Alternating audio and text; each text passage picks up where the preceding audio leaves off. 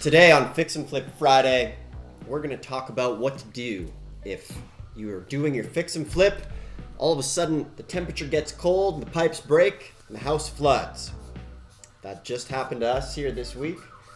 We're going to share with you what we learned, what we're learning, and kind of the lessons you can take away, some of the things you can expect, because if you're in this game, you know that everything under the sun can happen, from burst pipes to having people break in and steal the appliances, having people break in and steal the contractor's tools, stealing paint, all sorts of stuff. So that's why it's Fix and Flip Friday. I'm Dustin. I'm Josh. I'm Corey.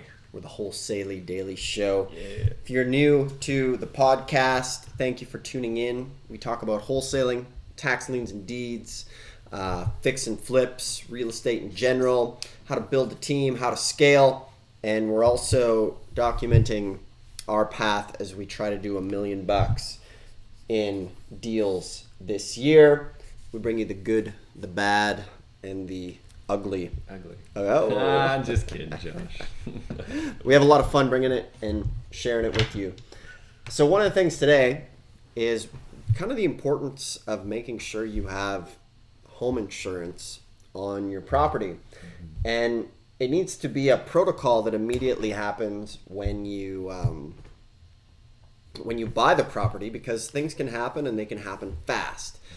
Floods can happen, fires can happen, people could get hurt on the property, people can break in. Like I was saying, we've had people steal our pipes, our appliances, contractor stuff, Break windows. Oh, spray paint. Spray paint. Graffiti. We've had people vandalize. We've bought in houses at the foreclosure sale and had somebody go back, maybe the owner it was, vandalize it. And then go back and vandalize it again. Didn't they do it twice? Yeah, 2 different times. Yeah, 2 different times. The second time was way worse than the first time. Yeah. And we've bought properties where we've evicted people and then they've moved back in that night. All sorts of stuff. But today, the importance of property insurance, and we're gonna do a little bit of case study here that we can walk you through. Josh, you want to walk them through the suitcase study? Yeah, so we've had a couple different instances where we've needed to utilize our insurance. And I'd say when you're looking at 100K houses, 200K houses, anywhere in between there, you're looking at about $550, you could say, for vacant property insurance. And a lot of times we'll work with a broker. That's what we do. We work with a broker, and then she'll find the best price for us. And then she wants to charge the fee as well. So we got that negotiated a little bit down. This lady named Rhea. And what's going on here? You said breast instead of best. Oh no! Oh, that's too bad. A little Freudian slip, as they call it. My bad. I love how you didn't even notice. I didn't even notice. Oh yeah, so around $500 for vacant property insurance, and it would have been a little bit more, but got that brokerage fee down.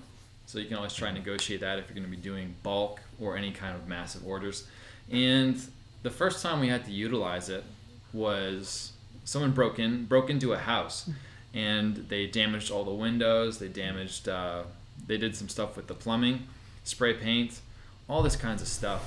And we ended up did a claim for that, which was relatively easy. With these guys, we used Farmer Browns,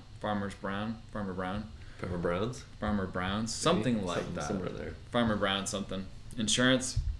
And it was super easy to use. We had our ground guy go and fill out all the paperwork.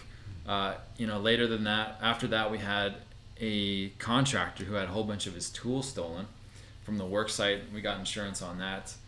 And what happens is, you need to make sure you have that on the front end before anything happens, because if you don't have it when the incident happens, you can't make a claim. And so what happened the other day is we're fixing about 9 houses right now, and we got this house, and we sent an email to get insurance, and they sent the quote back, but that was the last step. It just kind of it slipped through the cracks, you could say. And this particular house, where the property the insurance slipped through the cracks and we didn't end up paying for it, there was a leak. And that's not even the worst part. It was a pipe burst. Frozen pipes, then they burst, and water went over the whole first floor and second floor, causing water damage. Now we've got to replace all of this flooring that was in great shape. Really nice flooring. We weren't going to need to replace it. Now we've got to replace it. And since we didn't have insurance at the time, we're not able to then get this handled. We're not able to get it taken care of. And so that's just when Dustin said good, bad, and the ugly, that's the downright ugly. That's rough, because that didn't need to happen.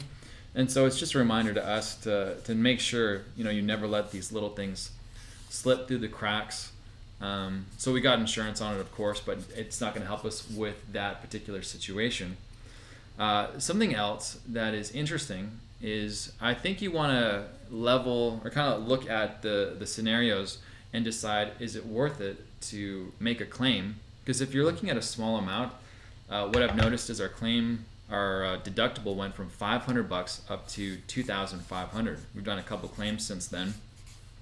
I think one of our claims was only $3,000, or even it might have been $2,500. And so in that sense, we were already paying a bit of a deductible, and then utilizing the insurance brought the deductible up again. So in hindsight, I wouldn't have actually used the insurance, knowing how much it's gone up since then. So that's something you want to weigh as well. Yeah, claim or no claim. If it's just a little bit of money, you're better off avoiding it, even if it's easy to make the claim, because your deductible is going to go up. And so now it being $2,500, I'm only going to use it if it's something substantial. Nice. And at what point do they, exactly what point would they be able to get, the listener be able to get the insurance? Would they email them? Is that when they buy it, or when they get the paperwork, or when they file the deed? Yeah, the moment that you've sent your money, that's the moment that you'd want to get the insurance on it. So if it's a tax sale, the moment you pay that deposit or balance. So let's say Texas, for instance, where there's a 6-month right of redemption, you'd want to get it when you buy it at that sale. And if it's a bank foreclosure, whenever you pay the balance, so let's say you pay a deposit, you wouldn't do it yet because you'd wait till you pay the balance on it. But whenever you pay for the property, that's the moment. And I'm not sure if our particular broker is a little bit loose, but we've been able to get insurance for it, before we've owned it, on paper, on title. So, it takes a couple of weeks for the county to do that transfer, but we've gotten it done right away before we're even on title. Nice. Corey, what are your insights of the day? What do you learn today?